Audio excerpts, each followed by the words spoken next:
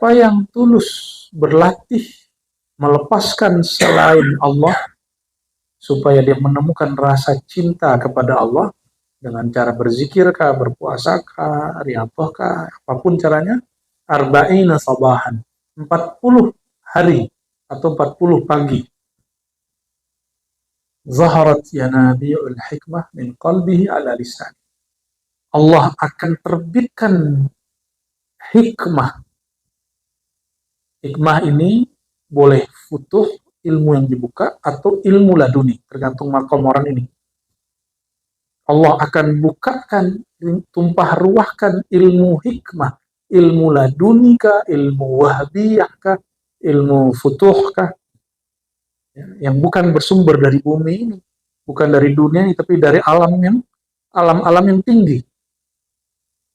Dari kolbunya, tumpah ruah melalui lisannya. Dan 40 hari ini angka sakti, karena akhlak orang berubah 40 hari. Karakter orang berubah 40 hari. Nabi Musa berapa hari berkhulwat menerima kalam-kalam Allah? 40 hari. Nabi Yunus berapa lama baca la ilaha illa anta di dalam perut ikan? 40 hari. Nabi Adam berapa lama sujud? Rabbana zalamna anfusana. Itu salah satu bacaan, yang ada bacaan yang lain. Itu juga 40 hari.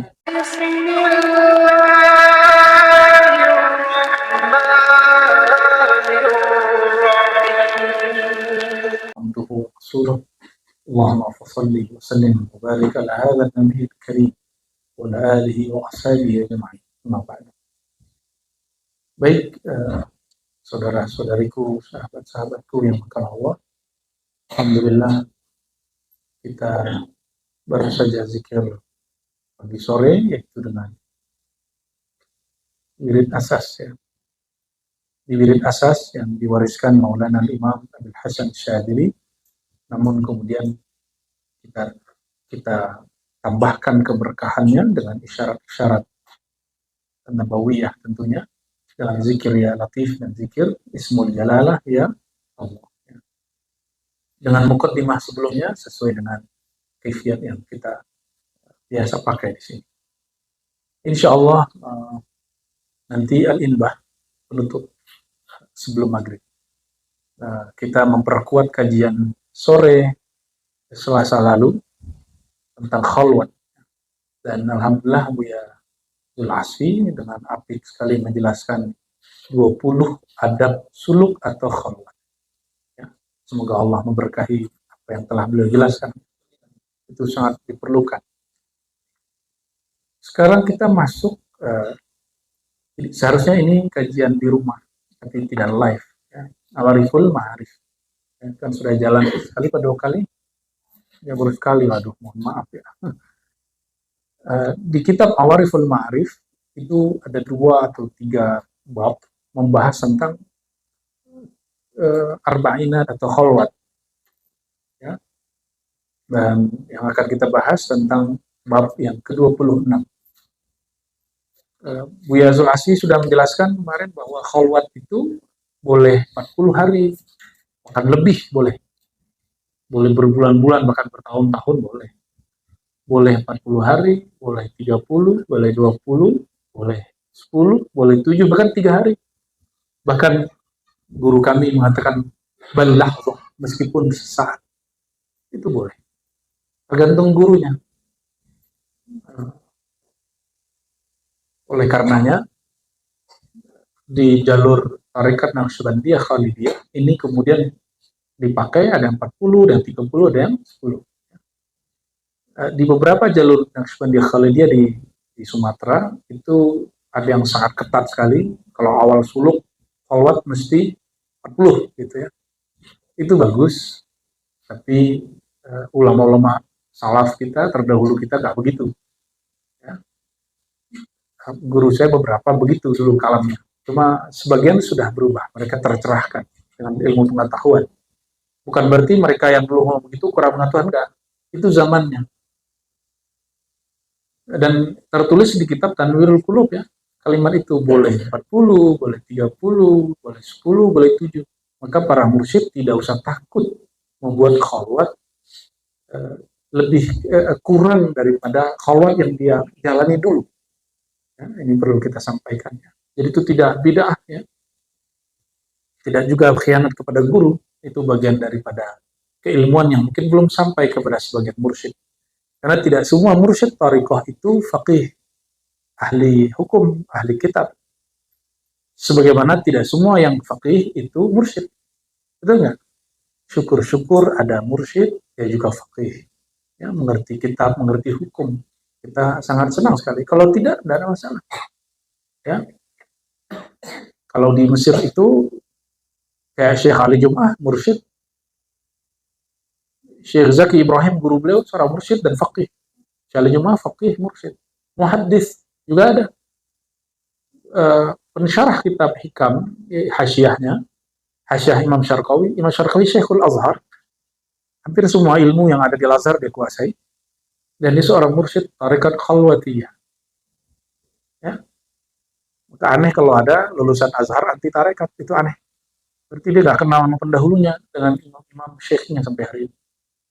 Tapi kalau ada ya itu urusan personal mereka. Ya.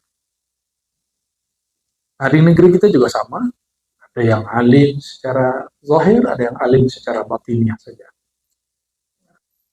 Wabisana di dalam mutasil dari Imam Abu Hafsin Umar Rasurawardi qala bab sadis wal 20, bab yang 26. Ini kita sudah khatam sebelumnya, jadi saya kemudian mengambil bagian mana saja ya. Kita sudah pernah khatam di sini.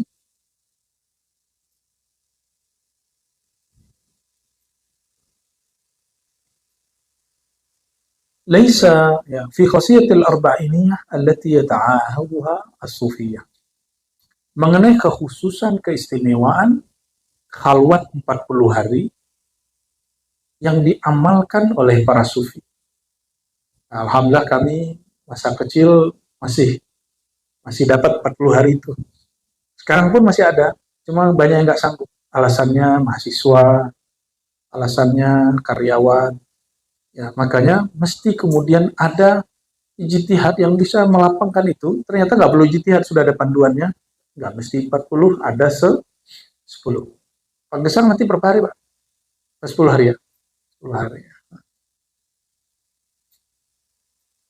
Laisa matlubul qawmi minal arba'in syai'an makhsusan la yatlubunahu fi ghairiha. Ya, minal arba'in syai'an makhsusan la yatlubunahu fi ghairiha. Tidaklah maksud dari al-qaum itu para sufi, dari kata arba'in sesuatu yang di luar maksud kata tersebut ya. Walakin lama taraqathum al-mukhalafatu hukmil awqat ahabbu taqyid al-waqti bil arba'in. Sebenarnya para sufi itu gak mesti khalwatnya 40 hari. Boleh bertahun-tahun bahkan, boleh berbulan-bulan. Tapi lamma taraqathum mukhalafatu hukmil awqat. Ketika terjadi persoalan mengenai manajemen waktu karena mungkin kesibukan itu yang disebut taraqathum mukhalafatu hukmil awqat ahabbu taqyid al-waqti bil arba'in. Mereka senang mengkhususkan kata 40 ya, untuk latihan rajaan ayyan sahiba hukmul arba'in ala jami' zamani. Berharap ya bahwa waktu 40 itu berefek kepada atau meliputi sepanjang hidup mereka. Fayakunu fi jami' awqatihim kayahatihim fil arba'in. Sehingga di luar suluk pun berasa seperti suluk. Nah, maka dianjurkan teman-teman sebelum ziarah ke Masjid Nabawi, sebelum umroh, haji bahkan bersuluk dulu. Kenapa? Supaya nanti disiplin ketika di sana. Dulu ada salah satu sahabat senior saya, dia mau haji, dipanggil sama guru, kamu suluk dulu. Di kampung itu suluk punya Ramadan, ada yang 5 bulan. Nah, ini cuma Ramadan. Akhirnya dibuatlah suluk di luar Ramadan sebelum bulan haji. Sampai kemudian senior saya ini dia disiplin dalam bab zikrullah. Berangkat haji, kolbunya sudah terpaut duluan dengan Baitullah. Coba teman-teman perhatiin yang pulang umroh, pulang haji. Kebanyakan orang haji umroh sibuk memperhatikan orang lalu lalang. Benar nggak? Benar? Nah, ini yang nggak sempat suluk sebelum umroh, sebelum haji, ini perhatikan. Mungkin sudah ada janji, sudah terjadwal. Ini perhatikan, jangan ikuti model seperti itu. Kalau emang ditakdirkan ke sana, harus disiplin beramal di sana. Matanya jangan jelata lihat kiri kanan, kiri kanan, kiri kanan orang lewat. Nggak usah. Cari tempat duduk yang nyaman, bawa tasbih, bawa Quran, bawa kitab salawat dalail. Ya, khusus di Madinah banyakkan salawat, dalail, khusus di Mekah banyakkan zikir dan Quran. Nah ini tipsnya. Jadi nggak usah kemudian orang kiri kanan nggak usah dilewati. Yang dianjurkan itu ru'yatul Ka'bah, memandang Ka'bah. Itu ibadah. Memandang Ka'bah itu bagian dari ibadah. Tapi mandang orang termuter itu nggak masuk.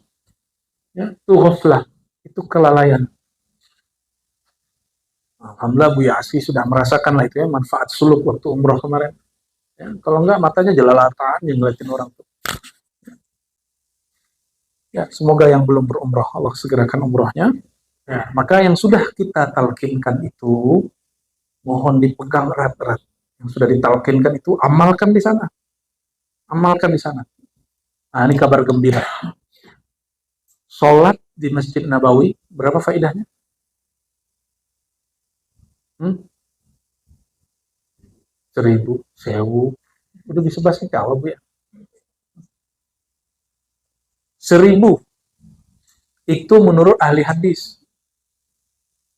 Ya, menurut ahli hadis. Maka orang nyebut nama Allah, nama Rasulullah di situ setara dengan menyebut 1.000.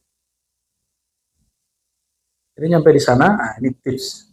Sebelum sholawat, zikir qafi dulu yang sudah ditalkinkan. Baru bersolawat. Jangan langsung sholawat. Karena kalau kita langsung sholawat, sir sholawatnya, rahasia sholawatnya tidak terasa.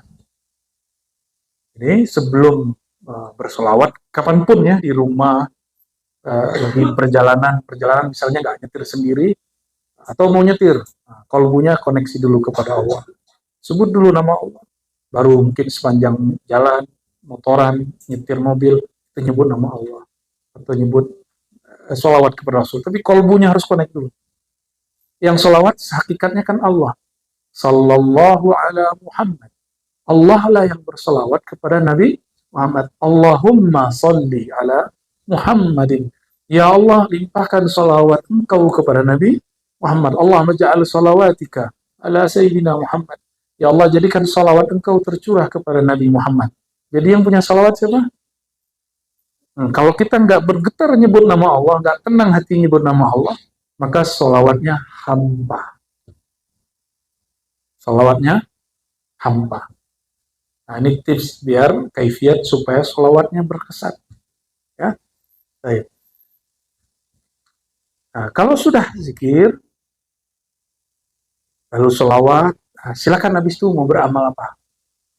Boleh sholat, Quran, tapi tunaikan dulu amalan utamanya kalau di Madinah. Kalau di Mekah, amal utamanya setelah kaifiat tata cara tadi, zikir kolbu, lalu baca la ilaha illallah. Baca dulu sebanyak-banyaknya, nanti kalau mau sholat, yang lain mutlak silakan. Tetap ada masuk ke masjid, kita sholat dulu, tapi ketika kita mau duduk, kaifiat itu dipakai. Ya, kaifiat yang kita sudah kasih di surat ya, yang dibaca sebelum zikir, itu bermanfaat sekali. Bermanfaat untuk mengkondisikan kolbu supaya terkoneksi kepada Allah SWT. Baik, fayakunu fi jami' awqatihim kaihatihim fil arba'in. Jadi bersuluk, berkholwat itu latihan supaya setiap hari kita disiplin menjalankan tugas kehambaan kepada Allah Subhanahu wa Ta'ala. Ya. Dan ini tahun ini spesial Bapak Ibu, saudara-saudariku, kholwatnya, suluknya akan diikuti oleh muallim-muallim ribat. Ya, nanti langsung dipimpin Buya Dr. Aldomi. Nah, nanti akan ikut tuh muallim-muallimnya. Buya Zulasfi nanti ada tugas tuh ya. Buya Yuna, nanti ada Gus Kohar, Gus Ali Wafa Madura, nanti insya Allah mereka hadir bersama ini.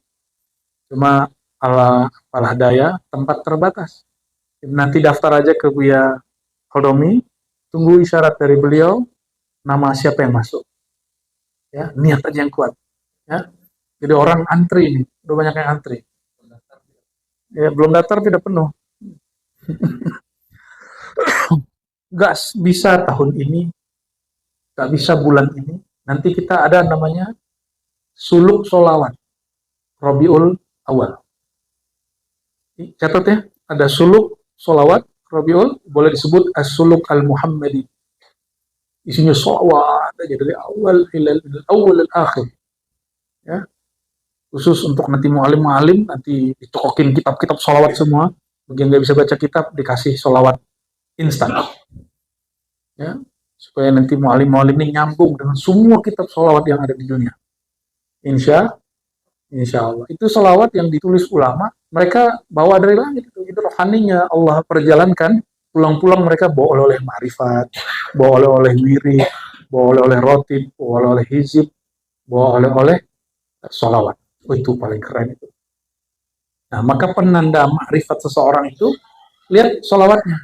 Kalau solawatnya diperuntukkan untuk hajat duniawi, berarti dia baru sama dunia. Rohaninya masih muter-muter di bumi, di alam ini. Belum tembus ke langit sana. Ya, ada solawat-solawat yang ujung-ujungnya untuk duit, untuk hajat, ya kan? Untuk urusan-urusan kepayahan di bumi, untuk naik pangkat, ya, untuk ngumpulin duit. Nah, itu solawat yang baru ya di minal ard ila sama dunya. Jadi kalau salawatnya bermuatan zikrullah, asma Allah, asma Rasulullah, ya, ilmu hakikat, ilmu ma'rifat, wah itu tanda sahibus salawatnya, rohaninya berkhalwat setiap hari. Nah, ada sebuah riwayat ya, yang ini ada dalam beberapa sanad ya, ada di Sunan Tirmizi, ada di Ibnu Majah, yang paling jelas itu Tirmizi dan Imam Abu Nu'aim. Nah, coba ada satu riwayat, perhatikan ya. Man akhlasa lillahi arba'ina sabahan. Siapa yang tulus berlatih melepaskan selain Allah supaya dia menemukan rasa cinta kepada Allah dengan cara berzikirkah, berpuasakah, riyadhahkah, apapun caranya, arba'ina sabahan, 40 hari atau 40 pagi. Zaharat yanabi'ul hikmah min qalbihi ala lisan. Allah akan terbitkan hikmah. Hikmah ini boleh futuh, ilmu yang dibuka, atau ilmu laduni, tergantung makom orang ini.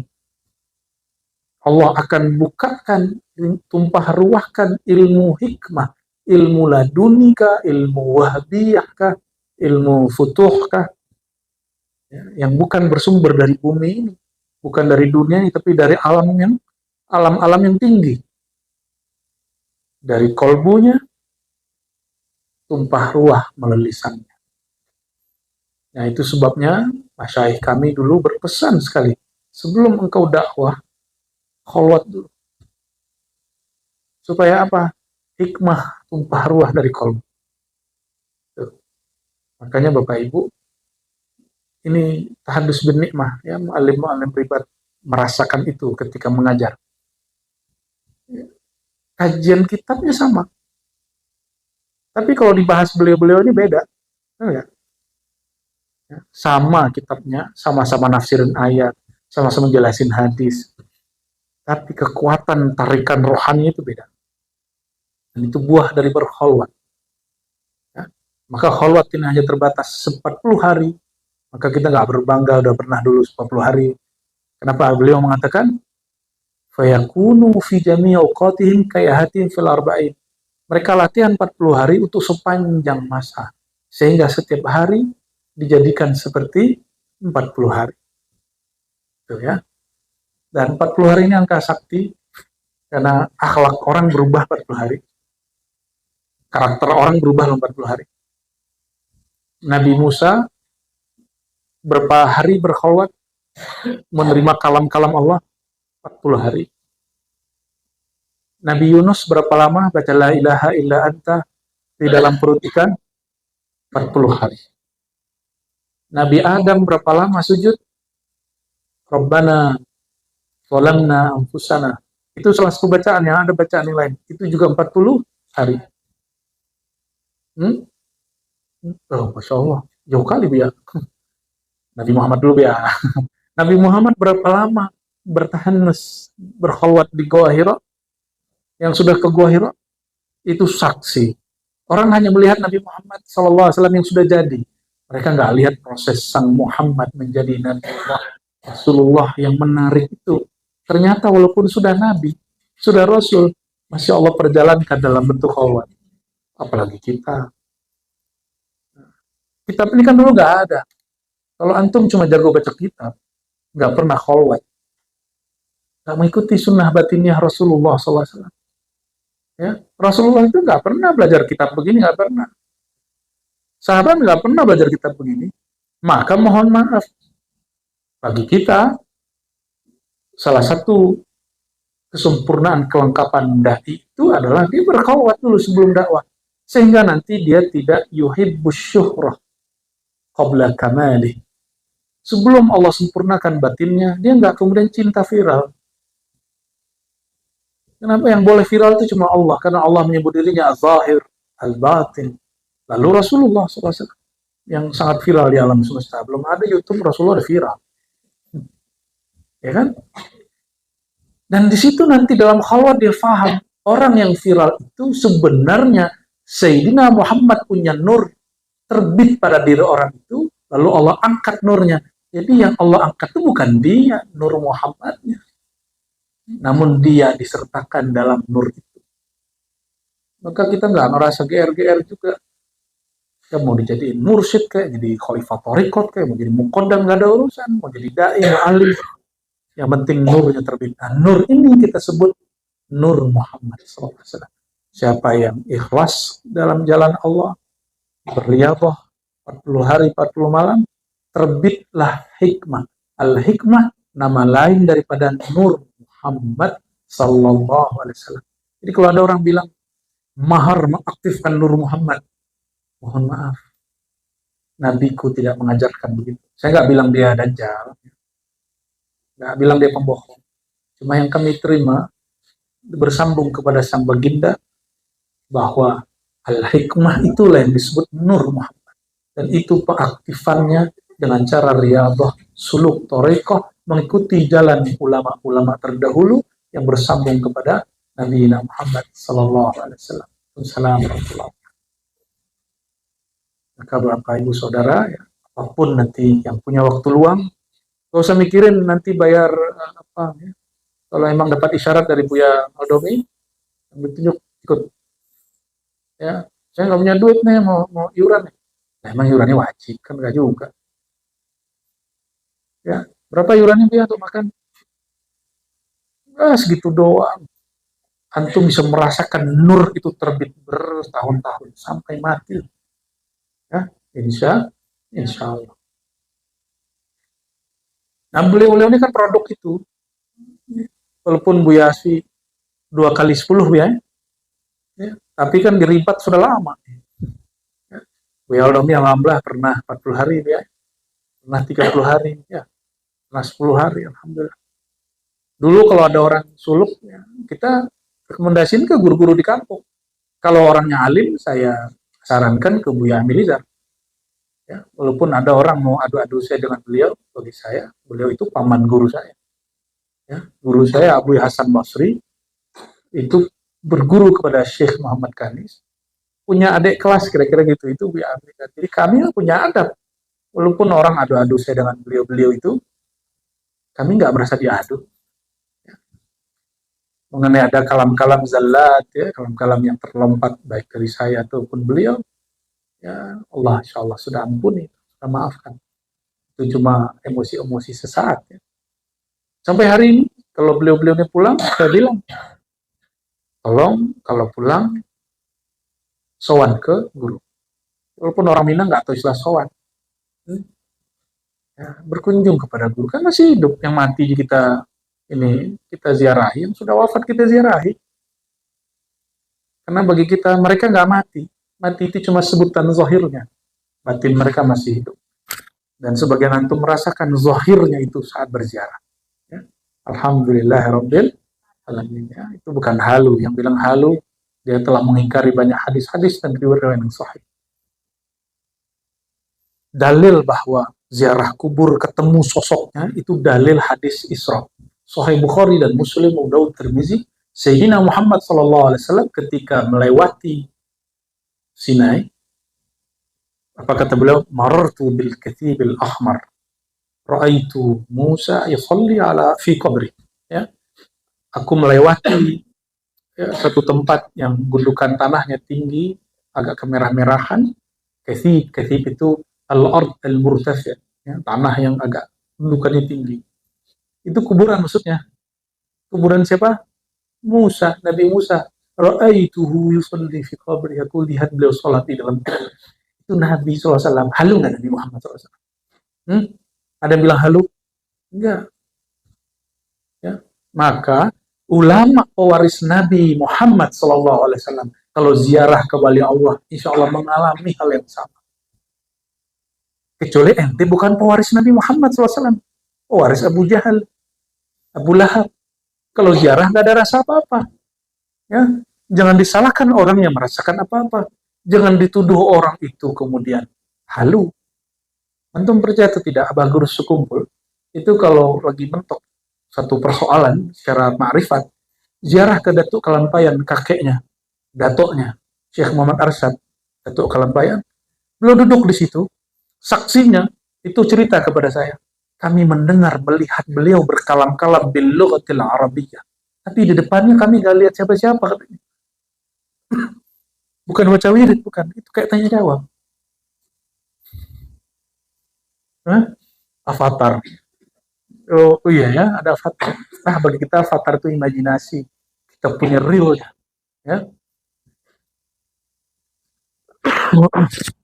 Allahumma sholli ala Muhammad.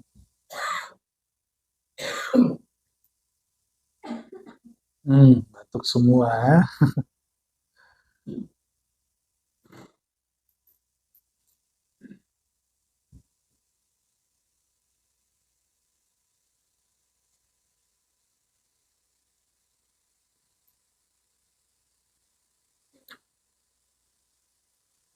Kalau di riwayat biasa Nabi Musa, kalau di Quran kan disebutkan beliau berkhawat 30 hari, lalu digenapkan menjadi 40 hari, gitu kan? Tapi nggak disebutkan sebabnya. Nah, di kitab ini disebutkan sebabnya. Nah, di bagian bawahnya, wa wa'adna Musa 30 lailatan wa atmamnaha bi'ashrin fatamma miqatu rabbih 40 lailah. Musa buat perjanjian dengan kami untuk datang berkhawat di masjid Sinai, di gua Sinai, di lembah Sinai 30 hari. Wa atmamnaha bi'ashrin. Lalu kami sempurnakan menjadi 10 hari lagi, yaitu 40. Fatamma miqatu rabbih, maka mikot Rabbnya kepada Musa, Nabi Musa menjadi 40 hari. Maka mikot di sini berarti waktu. Ya. Wa dzalika anna Musa alaihi salam wa'ada Bani Israil wa hum bi Misra. Nabi Musa menjanjikan Bani Israel, sedangkan Bani Israel di Mesir. Anna Allah Ta'ala idza ahlaka aduwahum wastanqadhahum min aydihim ya'tihim bi kitabin min indillah fihi tibyanul halal wal haram wal hudud wal ahkam. Ya. Allah apabila ingin membinasakan musuh mereka, musuh Bani Israel, dan membebaskan mereka dari cengkraman kezaliman Bani Israel, ya'tihim, Allah beri mereka kitab min indillah, ya. Yang di situ ada penjelasan halal, haram, hudud dan ahkam. Falamma fa'ala Allah dzalika wa ahlaka Fir'aun sa'ala Musa rabbahu al-kitab, ya. Seperti tadi, ya. Ketika Allah melakukan itu, hancurkan Fir'aun, Nabi Musa meminta Alkitab. Fa'amarahu Allah Ta'ala ayyasuma 30 yawman. Lalu diperintahkan Nabi Musa puasa 30 hari. Maka bagusnya suluk Ramadan langsung siangnya puasa. Itu. Wa huwa Dzulqa'dah, yaitu di bulan Dzulqa'dah. Falamma tammat 30, setelah 30 hari Dzulqa'dah, setelah Dzulqa'dah Dzul apa? Dzulhijjah. Ankara khulufa fammihi fatasawwaka bi'udin kharnu. Nabi Musa pas kalau orang puasa itu karena nggak makan, mulutnya bau nggak? Bau, benar bau? Itu bau dari dalam. Nabi Musa ankara khulufa fammihi. Kemudian kok mulutku bau? Masa sih bau? Maka beliau bersiwak dengan out kharnub, ya, untuk alat siwak di zaman itulah. Faqalat lahul malaikah kunna nashummu min fika raihatal misk fa afsadatuhu bisiwak. Oh, ini rahasia nih. Ini kata malaikat, bukan kata Nabi Musa loh ya. Kata malaikat, Musa, 30 hari ini mulutmu itu harum sekali bagiku. Tapi ketika engkau bersiwak, harum mulutmu hilang. Kata malaikat, bukan kata manusia. Kata manusia mah itu yang harum. Yang harum yang siwak. Kalau menurut malaikat, yang harum yang belum, yang beda standar kita sama mereka kan. Walam yakun Sawmu Musa alaihissalam tarka ta'am bin nahar wa akluhu bil lail bal tawal 40 min ghairi akli. Waktu itu Nabi Musa, jangan dibayangkan puasanya hanya sekedar meninggalkan makan di malam hari lalu makan di malam hari, enggak. Tapi selama sekian hari itu tawal 40 min ghairi akli, 40 hari, 40 malam enggak makan, enggak minum. Sotik, saya percaya ini bagian mukjizat Nabi Musa. Seperti Nabi Yunus 40 hari itu nggak mungkin minum air asin, si perut ikan nggak mungkin. Beliau sibuk sudah ganti frekuensi kolbunya sehingga makanannya seperti makanan rezekinya malaikat, yaitu zikir. Jadi suluk itu, kholwat itu bukan mau jadi malaikat, tapi mengaktifkan nur, yang nur itu sumbernya malaikat dulu. Malaikat tidur nggak? Malaikat makan, nasi, minum air, malaikat kawin, malaikat banyak ngomong, malaikat bercanda, enggak. Malaikat marah, enggak, kecuali disuruh marah. Sama suluk, tidur tapi dikurangi. Makan tapi dibatasi. Minum tapi dikurangi. Kalau minum kebanyakan jangan ngikutin ala dokter 8 liter. Nanti antum baru duduk 5 menit langsung belakang lagi. Enggak, sedikit aja. Itu asbabnya Nabi Yuna Muhammad SAW ketika berbuka, ada berbukanya toh, kalau ngikutin aslinya nggak ada berbukanya. Berbukanya dengan kurma. Kalau tidak punya kurma, dengan sesuatu yang manis. Kata mancung nih, aku mah udah manis. Bahaya bener itu kan. Hah?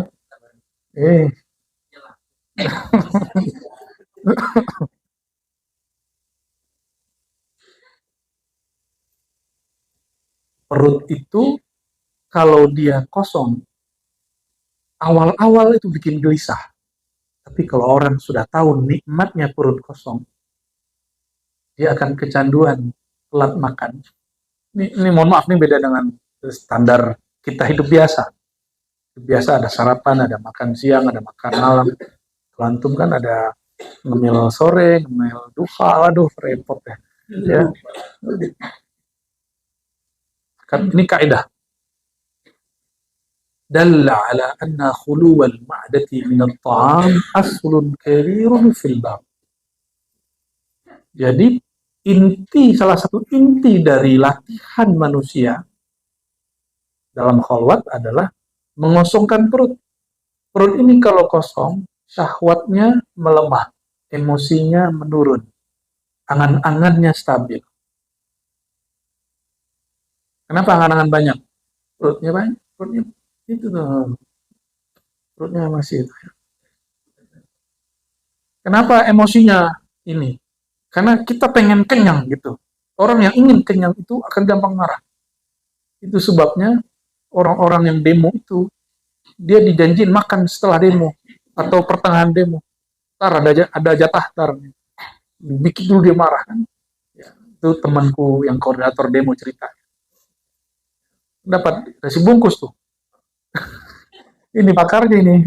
Salah satu pakarnya ini. Salah satu pakarnya. Hmm.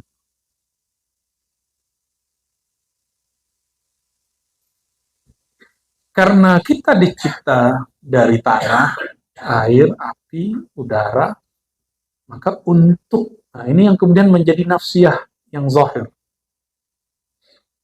Aku yang zahir itu. Nah, ini sifatnya sifat-sifat rendah. Jatahnya harus dikurangi supaya ruh yang Allah tiupkan itu berdaulat di dalam tubuh kita.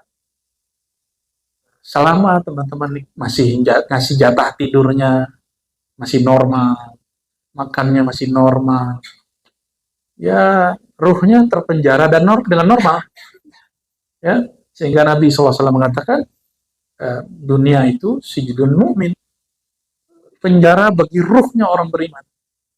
Ruh kita terpenjara. Kalau ruh terpenjara, maka dia tidak bisa mencari akses berita kemana-mana. Tapi jika dia kemudian diriadhohi, dilatihankan, ditirakatkan, ruhnya merdeka. Kalau dia sudah merdeka, ada kabar turun di mana, dia bisa ikut. Nah, coba lihat. Ini bagian inti sebelum kita loncat ke satu riwayat di sini, baru masuk ke kitab Al-Inbah. Ya. Bismillahirrahmanirrahim. Wal ulum al-laduniyah. Paragraf berikut. Ilmu-ilmu laduni. Apa yang disebut laduni? Laduni bukan ilmu kebal, bukan ilmu baca isi hati orang.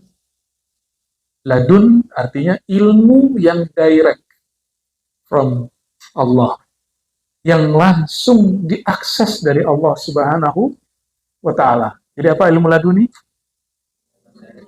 Nggak ada perantara, nggak ada media, nggak pakai Google, nggak pakai kitab, hatta gurunya pun sudah tiada di situ. Gurunya sudah tiada di situ, kecuali hanya baginda Rasulullah Sallallahu Alaihi Wasallam. Laduni itu apa? Ilmu yang langsung. Kalau langsung ketemu kan? Kalau nggak ketemu, bukan laduni, namanya futuh. Kalau tiba-tiba lagi zikir dapat, nah itu namanya wahbiyah, ilmu yang dihadiahkan Allah. Kalau futuh dibimbing guru 3 dapatnya 10, itu namanya futuh. Diajarin 3 secara sir, Allah kasih hadiah. Nah, kalau wahbiyah kita lagi zikiran, antum disebut lagi robito, lagi tawajuh, lagi muallim, muhadatsah khitriyah, lalu ada, nah itu namanya wahbiyah. Tapi ada orang yang ruhnya kemudian diundang Allah ke hadiratnya. Nah, maka boleh disebut mahiyal ulum al-laduniyah. Al-ilmu alladhi akhadahu al-'abdu min hadratir rabb mubasharah bila wasitah. Nah, babnya disebut hadrah. Hadrah itu artinya hadir. Jadi Allah itu punya forum juga untuk kekasih-kekasihnya. Itulah hadratullah. Maka ketika kawan-kawan kita di majelis hikam yang lama, ya, mereka bertawasul sebelum ngaji, ila hadratillah, disalahpahami orang yang tidak paham. Mereka kira kita kirim Fatihah kepada Allah. Enggak. Hadratillah, bukan kepada Allah. Bukan ilallah. Ila hadratillah itu kepada hadiratnya Allah. Maksudnya supaya Allah membuka alam hadrahnya. Kalau Allah sudah buka alam hadrahnya, lah dunia turun. Itu maksudnya. Allah nggak butuh Fatihah kita. Allah nggak perlu bacaan kita. Emang Allah perlu salawat kamu? Ya, salawatnya Pak Tabah perlu nggak? Zikirnya? Allah miskin nggak kalau Pak Tabah ini nggak tabah? Nggak ada urusannya. Al-ulum al-laduniyah fi qulubil munqati'ina ila Allah darbun minal mukalamah. Ilmu laduni yang ada di kalbu orang yang sudah munqati' ila Allah, sudah wusul kepada Allah, sudah selesai hatinya melepas selain Allah. Darbun minal mukalla. Ini urusan kolbu, kan urusan badan loh ya. Badan tetap di dunia, badan tetap bekerja, pikiran tetap bekerja, tapi kolbunya hanya bersama Allah. Orang yang bilang, kok sulit ya milah-milah, karena dia nggak berguru. Setelah antum berguru talqin, sekarang mudah nggak zikir kolbu? Walaupun pikirannya banyak. Lalu kita merasakan, oh ada loh pergerakan was-was, pergerakan lintasan khatarat, ada zikir kolbu, dia beda ternyata. Benar nggak? Kita zikir, oh, ada yang melintas. Disitulah seorang manusia sadar, oh di dalam diriku banyak jalan tol, banyak pasar, banyak file, banyak ruang, banyak alam. Ada alam-alam khatarat, ya. Ada alam-alam zikrullah. Itu. Kayaknya dia masuk alam khatarat. Oh, mau habis baterainya. Ya.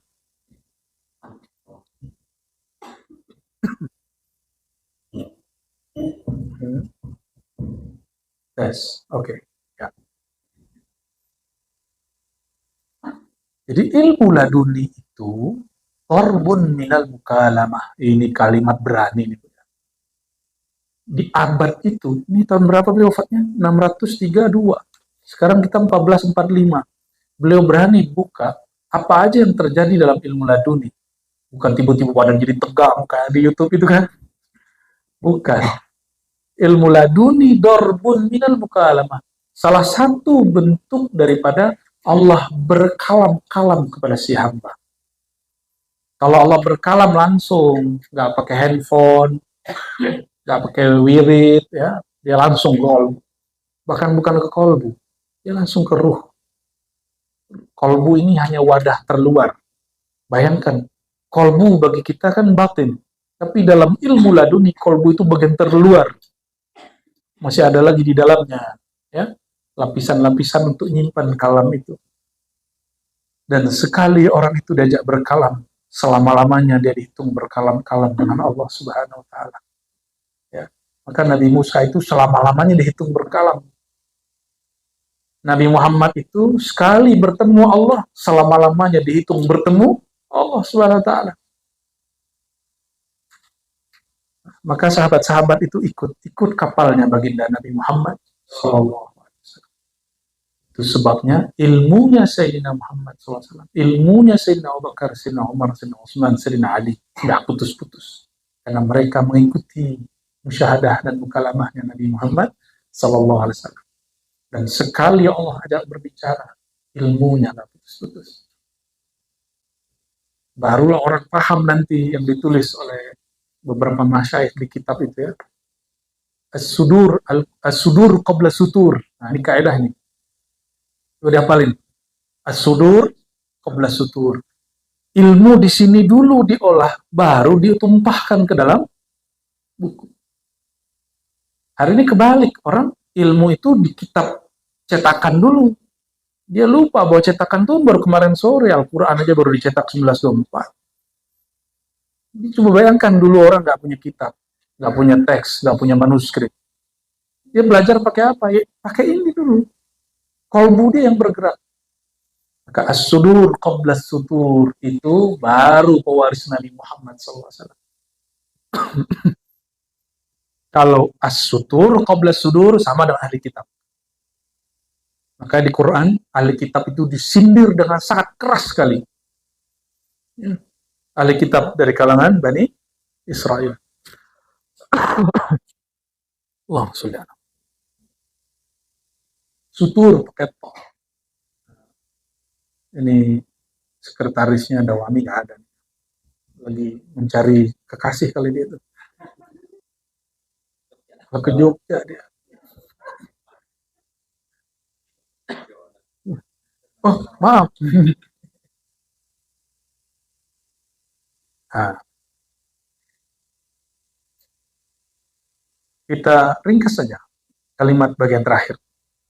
ولا يطلع أحد على حقيقة ذلك إلى الأنبياء إذا عرفهم الحق أو من يخصه الله تعالى بتعريف ذلك من غير الأنبياء. Tidaklah dapat mengakses alam hadrah itu kecuali para nabi, dan orang-orang yang Allah khususkan, istimewakan, Allah undang dari kalangan selain Nabi Sallallahu Alaihi Wasallam. Lalu gimana caranya? Baru kita balik ke lafaz kedua di paragraf itu. Man qata'a ila Allah arba'ina yawman mukhlishan muta'ahidan nafsahu bi khifatil mahdati yaftahillahu ta'ala alaihi al-umul dunya.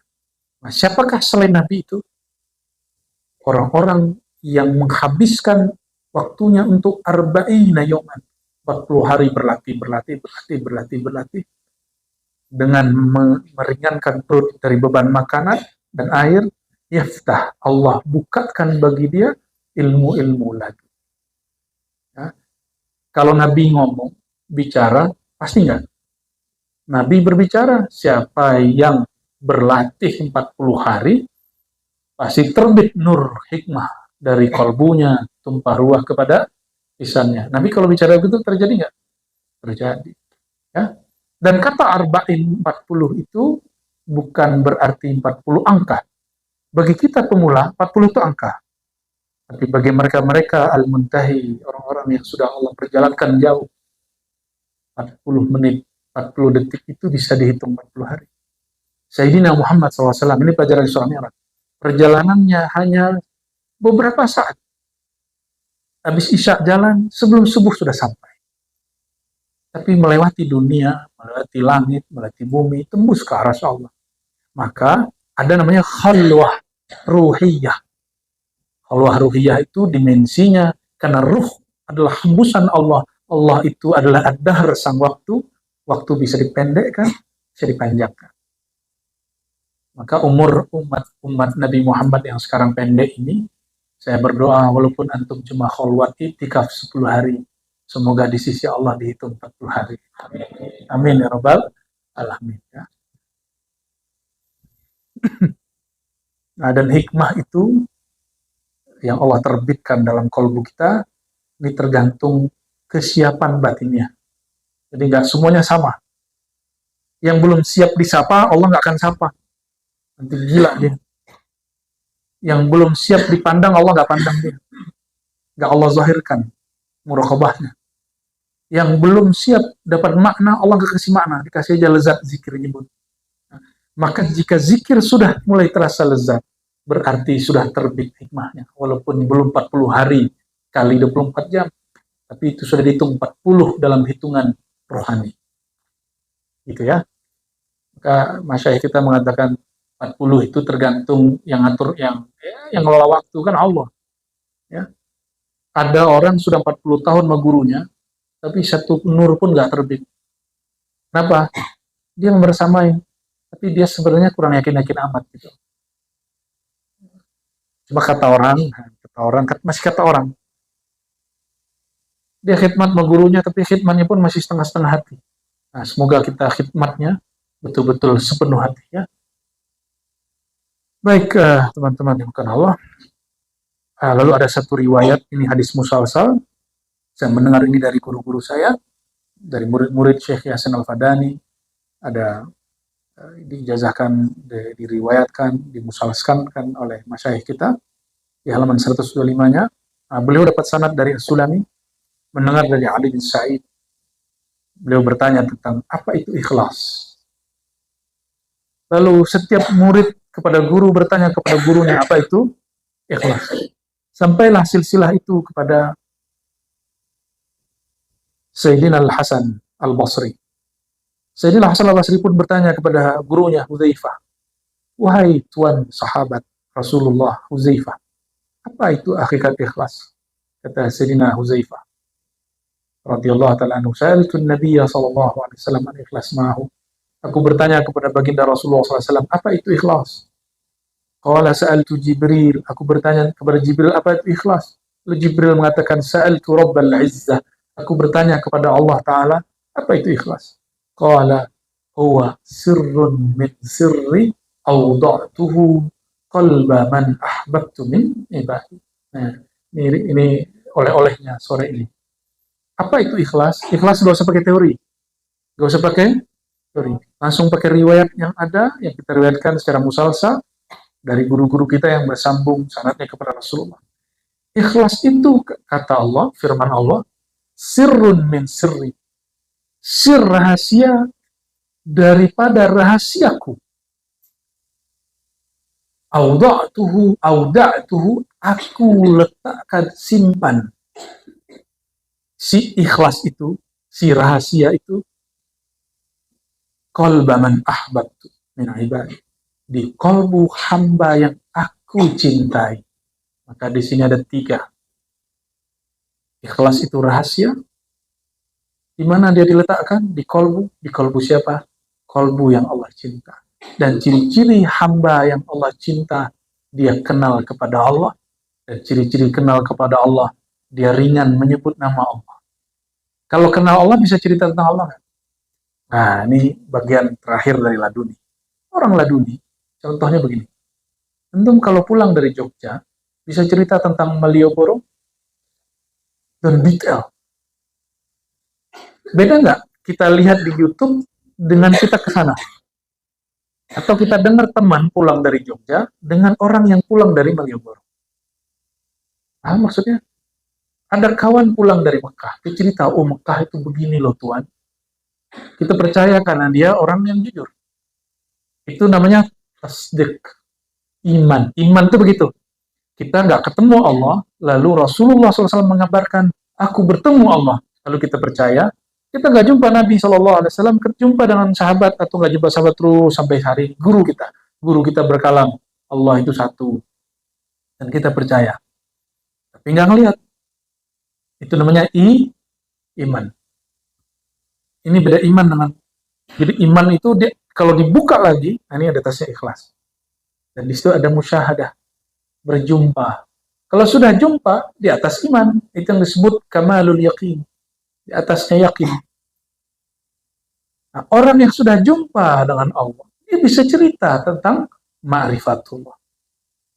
Jadi bukan orang baca kitab 1000 kitab terus bisa cerita tentang ma'rifatullah, enggak bisa. Mesti jumpa dengan yang punya ma'rifat, yang punya nama, yang punya sifat, yang punya zat, yang punya asma. Nah, itulah baginda Nabi Muhammad SAW dan pewaris-pewarisnya. Maka ilmu ini teman-teman, jangankan Allah, surga pun mala ainun ra'at. Surga aja nggak bisa dibayangkan mata. Nggak pernah terdengar telinga. Nggak pernah terbersit di hati. Apalagi yang punya surga. Tapi kan kalimatnya kulu, bukan ruh. Kalau ruh, min amri rabbi, itu amarku. Kata masyaikh kita, amr ay sirku. Maka al-ikhlas fi sirrun min sirri, yaitu bagian dari amal ruh. Jadi teman-teman yang karena Allah, oleh karena itu, karena ikhlas wajib perintah Allah, jalannya adalah khalwat.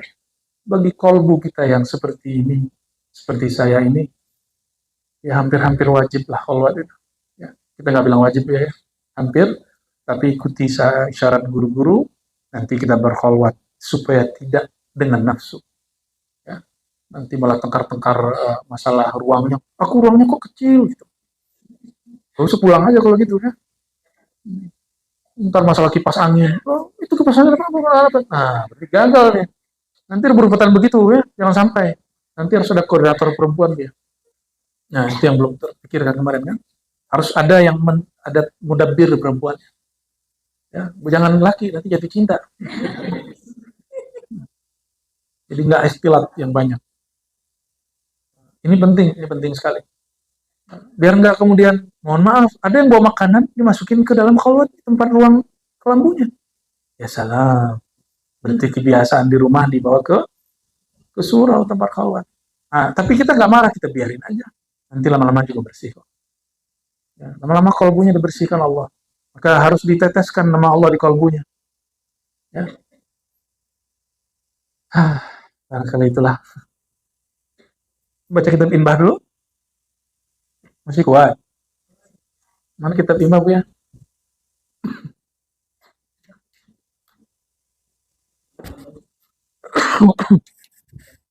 Bismillah. Sekarang.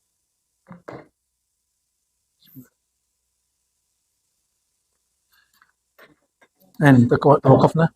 توقفنا في أي فقرة؟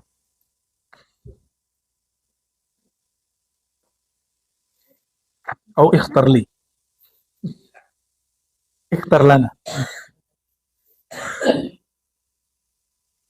Nah, ini aja deh ya, halaman 45 aja.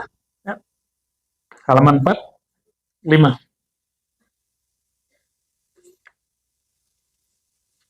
Nih kita dengar kemarin ada yang ngaku-ngaku saya sudah marifat, Allah sudah dalam diriku, jadi aku nggak sholat lagi katanya. Ngeri kali tuh orangnya. Sudah ketemu ya? Bismillahirrahmanirrahim. Bisanadina ya Imam Syekh Al-Akbar Muhyiddin Ibn Arabi radhiyallahu ta'ala anhu wa qadasallahu sirruhu qala la yazalul wali, ya, senantiasalah sang wali walau balagha a'la maqamin yantahi ilaihi. Nah, ini meluruskan persepsi orang tentang Al-Imam Ibnu Arabi. Ibnu Arabi tidak pernah mengatakan wali itu gugur syariat darinya. Karena semua ilmu kemarifatan hari ini dialamatkan ke beliau. Apa kata beliau? La yazalul wali. Tetaplah si wali itu. Senantiasalah si wali itu. Antum kan belum wali kan? Jangan gaya-gayaan dulu. Wali aja masih gitu. Wali aja masih. Apa yang masih pada wali? Walau balagha a'la maqamin yantahi ilaih. Meskipun dia sampai ke ujung makom. La yasqut anhu khitabu syar'i bil a'mal. Tidaklah gugur padanya kewajiban yang telah Allah khitabkan, Allah titahkan untuk beramal dengan syariat. Illa, nah, ada illanya. Ada illanya. Ada yang pernah lihat Wan Sehon sholat nggak dia? Kasat mata nih. Tapi orang, ada yang bisa lihat dia sholat. Ada yang pernah lihat dia sholat. Tapi bukan dia. Dia, tapi bukan dia. Nah, gimana ceritanya? Sama dengan Habib Ja'far Al-Kaf, almarhum. Terlihat di 3 tempat di waktu yang sama, amalannya beda-beda. Satu sholat, satu baca Quran, satu sujud. Wallahu a'lam. Itu gimana ceritanya? Ya. Nggak usah norak. Kita punya sahabat begitu juga kok. Masih hidup, kerja di salah satu tempat kesehatan di Jakarta. Ya. Lagi zikir Allah, Allah, Allah, dan sholawat. Dia rindu Raudhah. Saudaranya lagi di Raudhah. Kata saudaranya, loh, kamu kok umroh? Katanya kamu di kampung. Ya, disapa nggak jawab. Pulang-pulang, saudaranya marah. Sombong amat loh. Masa di Raudhah sombong kan gitu. Terus dia bilang, enggak. Saya jam itu lagi ngamalin zikir. Zikir khafi. Allah, Allah, dan sholawat. Hidup orang. Ya, gak usah norak-norak amat lah. Ya biasa aja. Itu orang ada di jam yang sama di 2 tempat. Bayangin coba. Oke, masuk akal? Masuk akal? Akalnya harus di-upgrade kalau belum masuk. Bukan ini tidak masuk akal, tapi akalmu yang belum sampai.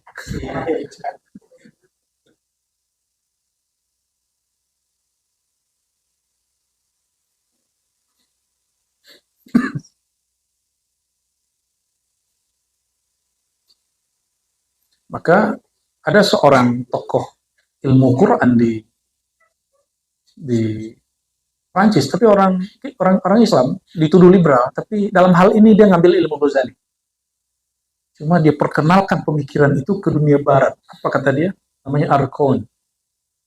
Ada yang dapat dicapai akal, ada yang akal mengatakan ini mustahil.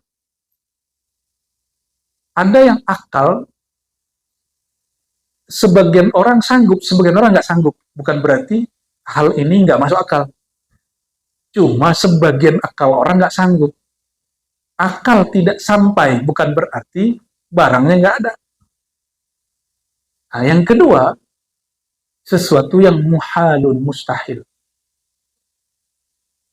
semenjak saya baca begitu, saya pikir, oh Arkon ini nggak liberal ini. Dia mengajarkan ilmu Imam Ghazali. Cuma mungkin agak genit dikit. Ya. Orang Arab nggak siap dengernya. Ya, Buya Aldomi ini salah satu penikmat Arkon ini diam-diam. Ya. Pernah baca lah. Ya. Waktu dulu S1, S2 pasti pernah baca. Saya ngumpulin buku Arkon itu dalam bahasa Perancis lebih dari 5 buku. Dan kita menemukan hal seperti itu dan senang sekali. Ya. Nah, barang ini bukan nggak masuk, bukan sesuatu nggak masuk akal, bukan mustahil. Tapi ini barang akal mungkin belum nyampe, tapi akal orang lain ada yang sudah nyampe gitu. Illa an taghliba alaihi halatun tusayyiruhu kal majnun au al mughma alaihi. Kecuali si wali mengalami sesuatu yang dia kemudian seperti orang gila atau seperti orang yang hilang akal. Mughma alaih. Mughma itu bisa pingsan, yang penting hilang akal. Nah, itu lawan sihron. Lawan sihron itu kal majnun, tapi bukan majnun. Seperti orang gila, tapi bukan gila. Paham? Habib Ja'far, kal mughma, lakin ghair mughma alaih. Kayak orang nggak punya akal, tapi punya akal gitu. Masa nyampe di pantai buang-buang duit kan nggak punya akal tuh. Tapi endahu aklun itu cara bersihin kalbu muridnya. Kalau ada orang yang khidmat ke beliau lagi senang sama duit, itu duit dibuang langsung. Kalau ada orang lagi bagai-bagain lambangnya, itu dicoret sama Sekhon. Organisasi. Ya. Kita lihat tuh ya saudara kita Habib Syekh Razi, Maula Dawilah, utnya itu, yang gitar Arab itu dicoret-coret sama beliau kan. Supaya ketika melihat, nggak takjub melihat. Yang terlihat, oh goresan guruku. Gitu. Maka dia robitoh terus kepada gurunya. Kolbunya terikat terus dengan kasih sayang gurunya. Sehingga terhubung dengan kolbu baginda Nabi Muhammad SAW.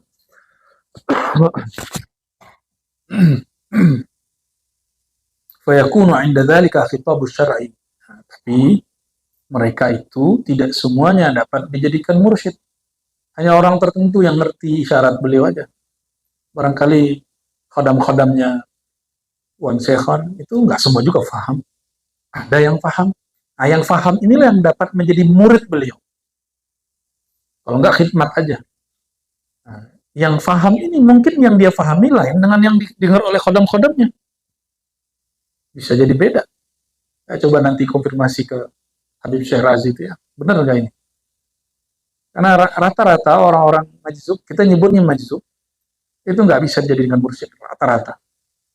Kecuali orang-orang yang mengerti bahasa jazbahnya, bahasa sakarnya beliau. Ya.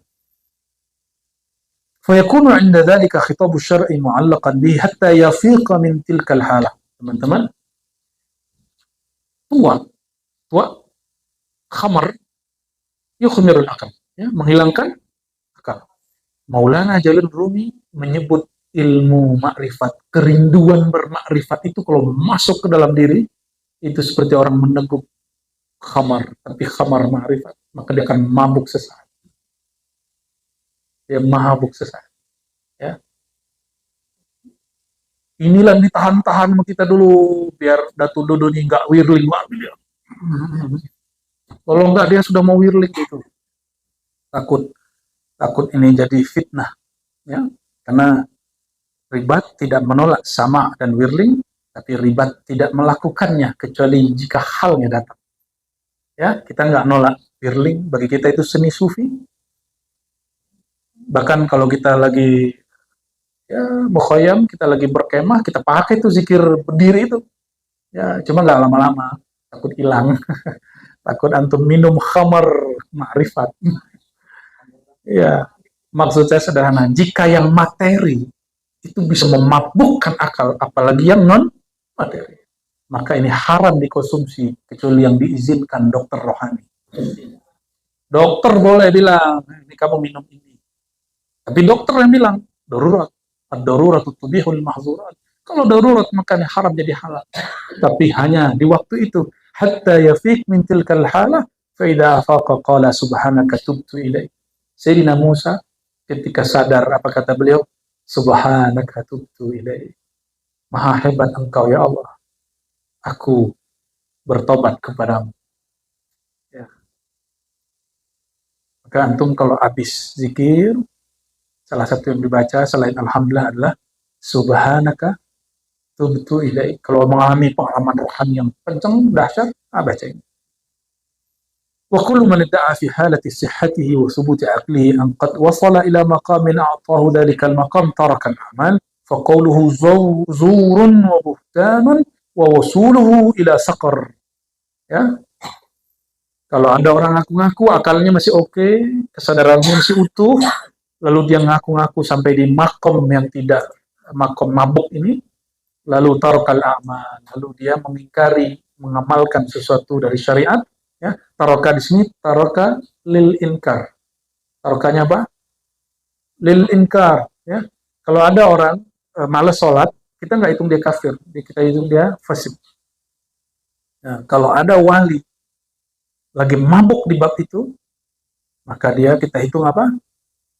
Ya, orang mabuk dengan ilmu ma'rifat, itu mabuknya gila. Ya, kalau antum belum pernah mengalami itu, nggak usah diminta juga. Itu beratnya bukan main. Ya, beratnya bukan main.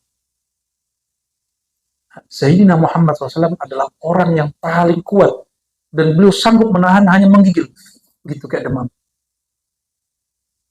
Ya, maka beliau sampai berkeringat. Kalau kita dapat itu, kita gila langsung. Ya. Maka beliau mengatakan, Syayyabatni hudun wa akhwatuha. Aku menjadi beruban karena makrifat yang tersimpan dalam surat Hud dan saudara-saudaranya. Jadi Hud ini banyak ayat-ayat makrifat di surat Hud. Syayyabatni, hanya jadi uban. Kalau di wali setelah Nabi Muhammad SAW bukan jadi uban. Ada yang mati langsung. Jadi Sayyidina Al-Hasan Al-Basri baca ayat. Alam ya'ni lilladzina amanu an takhsha'a qulubuhum li dzikrillah. Itu enggak tahu maknanya semua kan?